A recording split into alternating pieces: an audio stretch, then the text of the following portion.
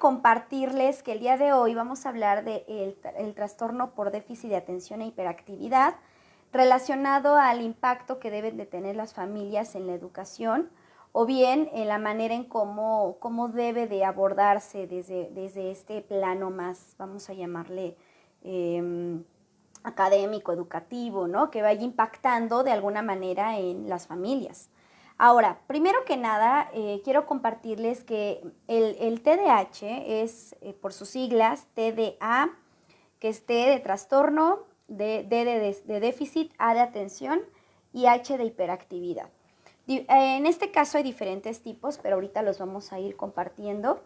Dentro del TDAH quiero compartirles que surge, o sea, tiene sus inicios de investigación y de diagnóstico y demás en 1922.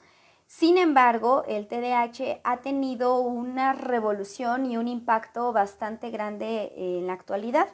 La mayoría de las veces se considera importante para las escuelas y demás poder tener una adecuada intervención o un diagnóstico previo para los colegios. Esto con la finalidad de que puedan, como escuela, saber por qué está pasando ciertas actitudes o comportamientos en los alumnos y eso genera de alguna manera pues un estancamiento en el proceso de aprendizaje del niño. Por eso es importante que las escuelas lo puedan diagnosticar o que bien lo refieran a un especialista que diagnostique. Sin embargo, dentro de esto, aparte de que ha tenido una revolución y un auge muy grande, también existe mucho la etiqueta. Es decir, que viene pues uno ya puede investigar, revisa y entonces uno empieza a señalar, es que tienes TDAH o que es que tú tienes signos o síntomas y se lo dices a tu niño sin que tengas, o tu niña, sin que tengas la convicción o la manera certera de poder confirmar a través de un diagnóstico psicológico médico que lo que estás diciendo es real. Entonces se queda mucho esa etiqueta. Yo diría que más allá de verlo como sí, un trastorno que viene relacionado muchísimo a la psicobiología, es decir, la psicología y la parte biológica. ¿Por qué? Porque finalmente se integran las dos cosas. Somos psicología en el momento en donde hablamos de emociones, hablamos de pensamientos, hablamos de sentimientos, de cómo impacta en nuestro mundo o cómo impacta el mundo más bien a nuestro alrededor. Esa es la parte psicológica, el comportamiento. Pero a su vez también somos biología porque el TDAH se va desarrollando también a través de ciertas neuronas que van haciendo sinapsis y que van haciendo un manejo diferente cada día, ¿vale? En este punto, déjenme ver si se está la señal, porque no vaya a ser que me pasa como la vez pasada, que hablé y nadie pudo poder reproducir el video. Bueno, vamos a ver si sí, a mí me parece que todo está bien, que hay señal, entonces bueno, o sea que hay red, pues no hay problema. Bueno, entonces les comentaba, aparte de todo esto, va teniendo diferencias en la manera que me quedé en lo del TDAH. Ok, entonces parte de todo esto vamos a hablar sobre biológicamente tenemos una red de neuronas que van haciendo sinapsis, que van haciendo una conexión y que esto a su vez se estructura dentro de nuestro cerebro. Por eso se habla de que es una condición psicobiológica, porque no solamente, o sea, el TDAH no es que afecte tus funciones cognitivas, como la memoria, la atención, no es que afecte directamente eso solo porque ese es el origen, sino más bien el origen viene directamente de cómo se va desarrollando nuestro cerebro y los diferentes hemisferios del cerebro. Sabemos que tenemos hemisferio derecho, hemisferio izquierdo y el hemisferio superior. Para hacerlo simple, ¿no? Y no hablar del occipital, parietal y demás, pero para hacerlo simple es, el hemisferio derecho lo que nos va a reflejar bastante van a ser características como son personas que tienen mucha apertura a la naturaleza, van a ser artísticos, van a ser personas que tienen mucha empatía, no son tan lingüísticos, es decir, no es tanto de hablar, ¿no? no son tan, tan medidores del tiempo, por ejemplo. También tienen mucho este lenguaje corporal de poder identificar con las personas. O sea, es mucho este contacto y la empatía y la relación con los otros. Pero cuando hablo de que no son tan lingüísticos, me refiero a que también pueden tener pocas habilidades para poder reproducir ciertos mensajes a otras personas, ¿no? En el caso de las personas que están más inclinadas al hemisferio izquierdo, son todo lo contrario. Sí miden el tiempo, son cuidadores de tener mucho orden, son muy secuenciales, o sea, es paso 1, paso 2, paso 3, son muy lingüísticos, ¿no? Y entonces yo les diría que de hecho cada carrera que uno tiene, pues va formando una característica. Entonces la idea es que los dos hemisferios se equilibren. Eso sería lo ideal.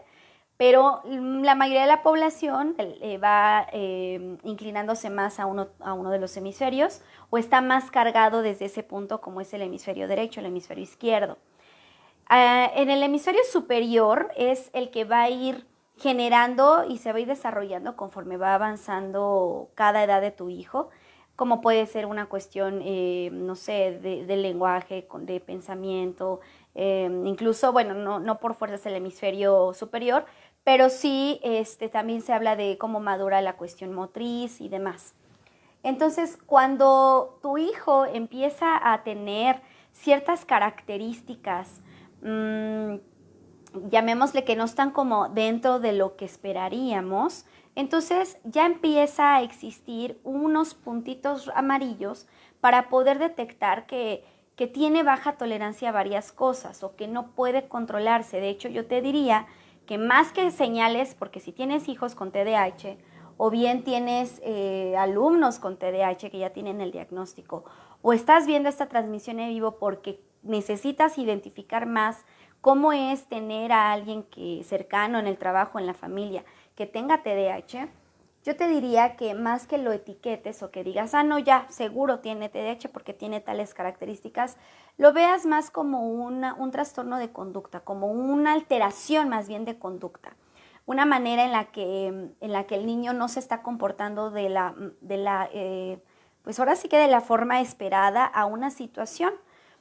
No busco que se desee controlar lo que piensan los niños, lo que deben de hacer y cómo deben de comportarse de acuerdo a un patrón de comportamiento, pero sí desfasa de alguna manera esa acción del niño en la situación en la que se encuentra. Incluso le genera ansiedad, le puede generar estrés, le puede generar un llanto o un berrinche de media hora, una hora, y sabemos que eso ya es una alteración de la conducta. Entonces yo te recomendaría que más que lo etiquetes, lo veas como una alteración de la conducta.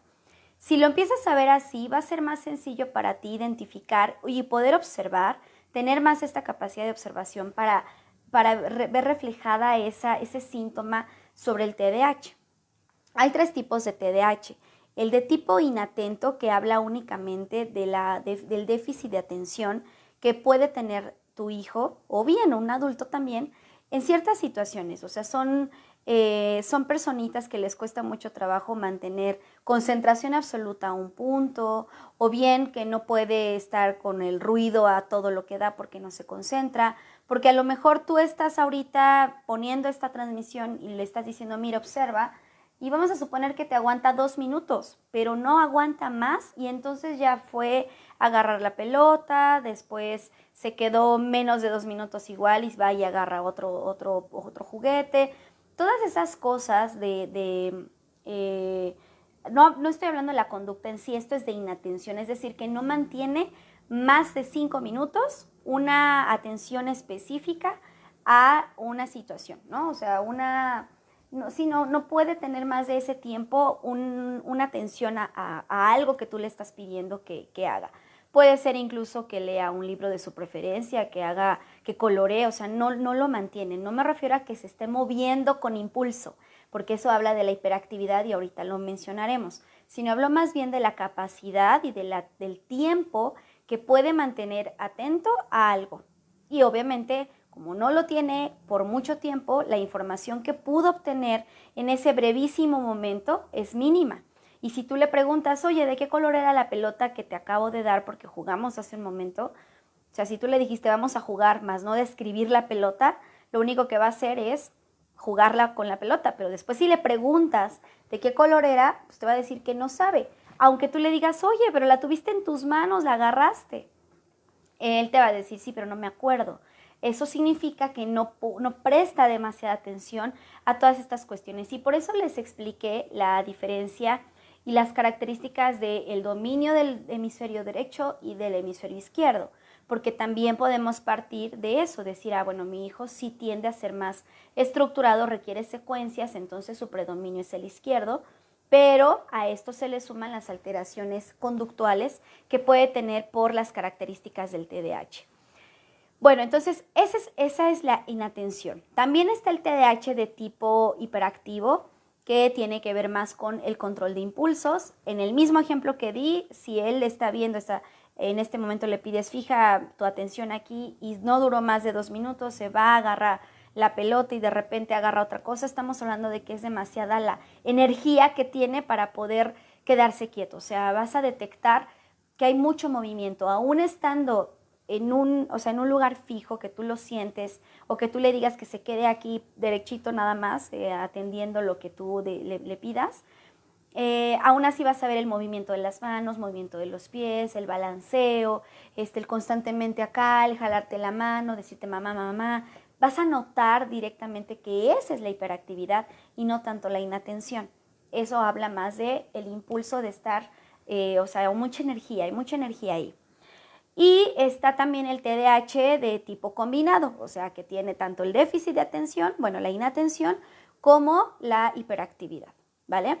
Ahora, para que tú puedas ayudar a tu hijo o a alguna persona que está pasando por un TDAH, es importante que ubiques estos 3 tipos de TDAH, que los identifiques. A su vez, que sepas qué tipo de personalidad o el hemisferio, tanto derecho o izquierdo, predomina en ese niño, con la intención de que digas, a ver, si mi hijo tiene más reflejado el hemisferio derecho, que es el contacto con la naturaleza, el escuchar, la empatía, el socializar, ¿no? Y no es tanta la estructura lo que él tiene. Y además ya me diagnosticaron a mi hijo con TDAH, entonces yo puedo acercarme a él con estas cosas que ya sé que le gustan. Si le gusta más ir al parque porque tiene que ver con el contacto con la naturaleza, si le gusta ir más a, pues sí, a que esté jugando en el piso, se tire, o sea, no le preocupa realmente el orden, lo puedes hacer y puedes regular el TDAH, sobre todo si fuera de tipo combinado, puedes motivarlo a que tenga lapsos de tiempo. Y yo siempre recomiendo que cuando tienes un niño con TDAH, primero proceses el diagnóstico, porque muchos padres se preocupan mucho, se angustian, piensan que tiene que ver con un medicamento incluso, porque cuando el diagnóstico está avalado tanto por psicología como por paidopsiquiatría. Recuerden que en la transmisión del jueves pasado hablamos de autismo y justamente comentábamos eso, sobre cómo avalar que el diagnóstico es certero. Entonces yo recomiendo que esté el médico, en este caso el paidopsiquiatra, o la parte psicológica para que se pueda revisar muy bien, porque si te das cuenta, tanto autismo como TDAH tienen alteraciones de conducta. Niños que lloran, niños que tienen baja tolerancia a la frustración, niños que pueden tener mucha rabia, mucho impulso, no pueden respetar ni tiempos, ni turnos, ni filas de formación. O sea, a eso me refiero al momento en el que la estructura se empieza a perder y se vuelve mucha ansiedad y mucho estrés para tu hijo porque no puede seguir lo que le están indicando en el colegio y donde se encuentre. Por tanto, es importante que tú, desde casa, empieces a implementar estrategias para trabajar alteraciones de conducta y saber leer a tu hijo. Decir, a ver, este hijo que tengo es muy diferente a todos los niños que tienen TDAH porque se llama Luis, porque es diferente, porque tiene otras características y yo necesito aprender a leerlo, a traducirlo. Entonces, ya sé qué tipo de TDAH tiene y ya investigué de él. Ya sé qué hemisferio es el que más controla en él para que sepa sus gustos y disgustos.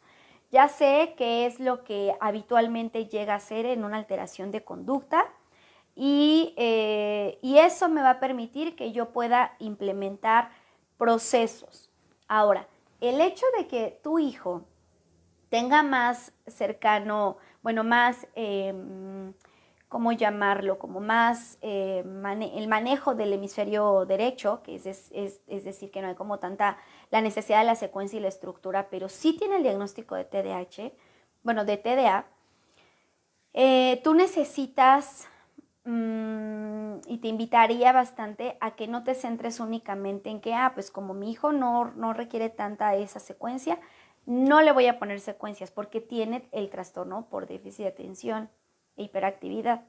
Entonces, teniendo el diagnóstico de TDAH, tú necesitas darle estructura, demasiada. Paso número 1, y algo que yo les decía desde la semana pasada, es anticipaciones importantes de todos los cambios que vengan en la vida de tu hijo diariamente. La anticipación va a ser bastante importante, que tú le digas siempre lo que va a cambiar en su estructura o en su día a día, porque está acostumbrado a recibir ciertas cuestiones, ¿no? Ciertas cosas. Entonces tú le tendrás que decir, en esta ocasión no vamos a desayunar solamente nosotros, va a bajar o va a venir tu tío, va a venir tu tía. No esperes a que llegue y entonces ya él se dé cuenta por arte de magia que ya hubo cambio.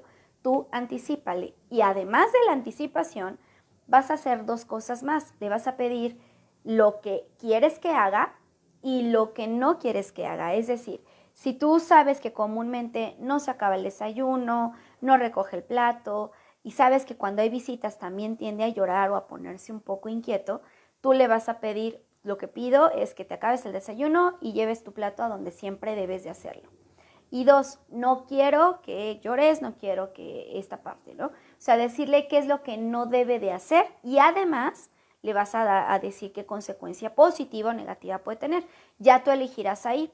Si escoges la positiva, entonces le dirás, bueno, al terminar, como yo voy a estar con la familia, tú puedes jugar con tus bloques. Y cuando yo te diga que ya es momento de guardar, lo vas a hacer sin enojarte y sin aventar nada. ¿De acuerdo? Si él dice de acuerdo, entonces quedó claro. Le puedes preguntar a ver qué vas a hacer y entonces que él te lo vaya diciendo. Si es niños muy chiquititos, pues les vas explicando. Pero eso va a ayudar. Entonces, la idea es que él no se vaya a una dinámica que no está acostumbrada y que en el momento tú tengas que estarle llamando la atención, gritando, ¿no? Y aparte manteniendo todo un estrés con la familia, los invitados y demás. Entonces, bueno, parte de esta dinámica sobre las estrategias va a ser directamente el tener estos 3 puntos, pero sobre todo ya en la cuestión educativa, es decir, cuando dejan las tareas y demás, ahí es donde podemos tener más problema, pero yo te diría, si no logras que tu hijo te obedezca a la segunda vez, máximo tercera vez, que se lave sus dientes, o sea, toda esta cuestión de autocuidado, de responsabilidad de uno mismo, no te va a hacer la tarea. Necesitas ser una figura de autoridad para él, necesitas que te ubique, sobre todo cuando tú estás dando una instrucción y te digas, sí, lo voy a hacer. Necesitas que aprenda a tener como esta estructura de me lavo los dientes, me visto, obviamente poco a poco, porque eso te va a llevar mucho tiempo, ¿no? Años incluso, para que se consolide bien. No vas a esperarte años para que después le enseñes a hacer la tarea. Sin embargo, sí puedes ir alternando. Bueno, empiezo, mi objetivo como madre va a ser que él aprenda a poner su ropa en la ropa sucia porque es una parte importante de su autonomía. Pero aparte para la escuela uno de mis objetivos va a ser que al menos se quede 10 minutos sentado. De una tarea de 20 minutos, por lo menos 10. Ahí puedes hacer lapsos de tiempo, detener la actividad. Vuelvo a decir, tienes que anticiparle, le dirás, a ver, podemos estar aquí, en lo que tú vas a saber el tiempo que lleva tal actividad, pero tú tienes que tener en cuenta que sean no más de 10 minutos. Tú dices, bueno, a ver, dibujar y pegar este papel crepé aquí y acá me va a llevar esos 10 minutos. Entonces tú le dirás, acabarás de colorear, acabaremos esto y después vamos a hacer un pequeño receso para que tú puedas jugar con el Lego o con la plastilina. Pero después son 3 minutos de que juegues y otra vez continuamos con esto que falta que pegues y esto que falta que también colorees. Pasando esto, después puedes jugar más tiempo. De esa manera se lo anticipas, pero cuando ya también tú tienes esa estructura, cuando termina ese primer lapso, le dices muy bien y viene la verbalización.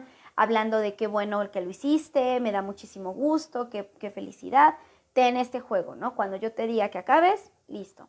Esa es la forma en la que puedes trabajar para atender todas las demandas escolares de tu hijo, que a veces limitan, pues, o sea, se vuelve una situación de mucho estrés, de mucha inquietud para ti y va limitando demasiado, pues, ese avance que va a ir teniendo y que a lo largo de su vida va a generar que pierda ciertos conocimientos y madurez de la edad correspondiente, que eso es lo que pasa. Cuando el TDAH, o bien en su momento, que ya lo vimos la vez pasada, el autismo, no es detectado con tiempo, vamos retrocediendo o aplazando esos procesos de madurez que tiene que lograr tu hijo a determinada edad, a sus 6 años, a sus 7. Recuerda que cada edad tiene ciertos objetivos de logro.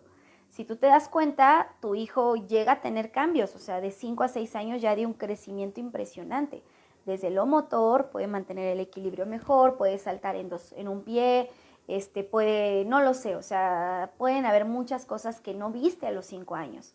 Entonces, cada año tiene diferentes avances a nivel biológico y a nivel social y a nivel emocional y demás. Y por eso es importante que se diagnostique a tiempo para que puedas acompañar a tu hijo en ese proceso. Ahora, el TDAH no es una situación que ya lo tengo y en 2 años, como ya recibió el tratamiento, mi hijo ya se quitó o ya desapareció. No. O sea, se mantiene, es una característica que te va a acompañar por siempre.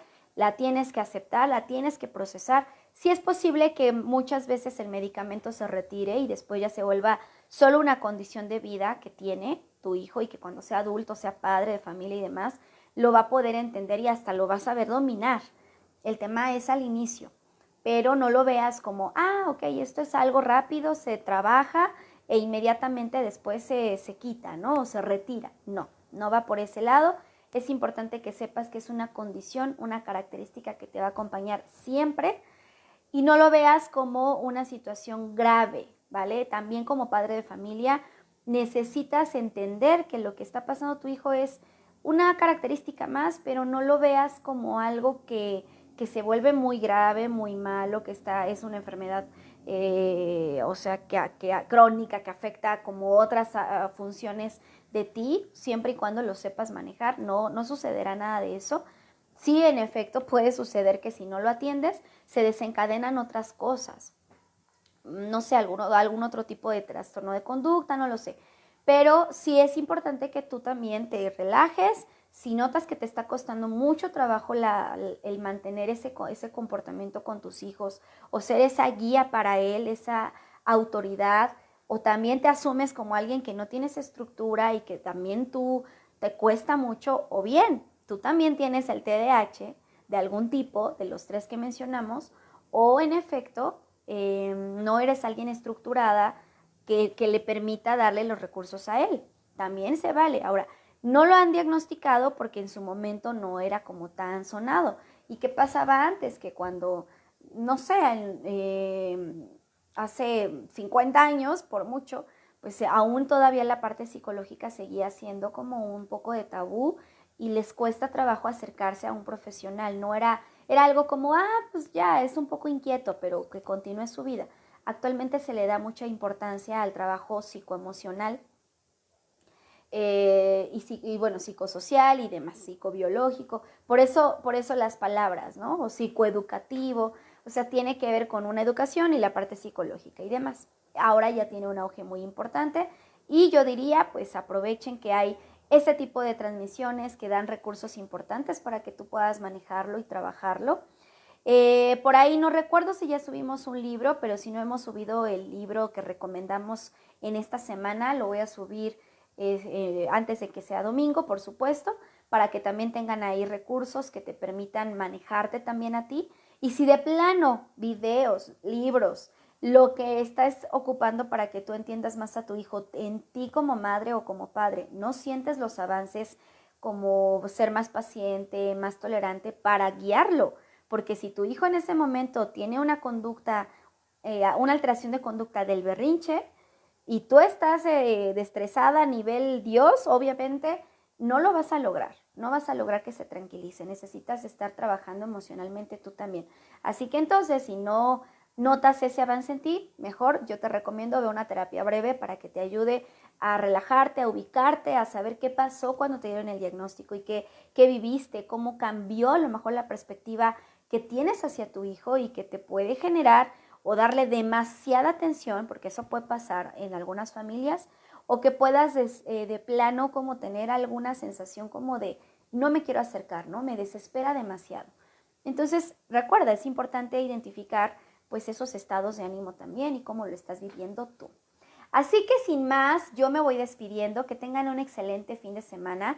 Si no hay preguntas en este momento porque no me aparecen, pues bueno, me parece que queda todo claro, pero si llegan preguntas después de que acabe esta transmisión en vivo, con gusto se les responderá a una vez que aparezcan, ¿vale? Que tengan excelente fin de semana. Nos vemos el próximo jueves en nuestra transmisión normal y pues recuerden que estamos aquí para atender cualquier situación o demanda que ustedes necesiten. Terapia infantil, terapia de adultos, terapia de adolescentes, terapia familiar y valoraciones justamente para identificar algún trastorno de conducta o bien el TDAH, que muchas veces pues las escuelas requieren tener también esa valoración para identificar si sí es y entonces se trabaje de otra forma. Vuelvo a repetir, esto ya para terminar, y es un paréntesis pequeño, no es con la intención de que sea una forma de etiquetar la escuela no quiere etiquetar al niño, pero sí lo necesita para saber si requiere, o sea, una vez teniendo el nombre y decir es TDAH, entonces sabrán cómo decirle las reglas o cómo repetirle o cómo dirigirse y tener más atención o más paciencia para la impulsividad. O sea, eso es lo importante, ¿vale? No es para etiquetar, simplemente es para saber cómo guiar de mejor forma y más precisa a tu hijo. Que tengan excelente jueves, cuídense mucho y nos estamos viendo pronto. Bye.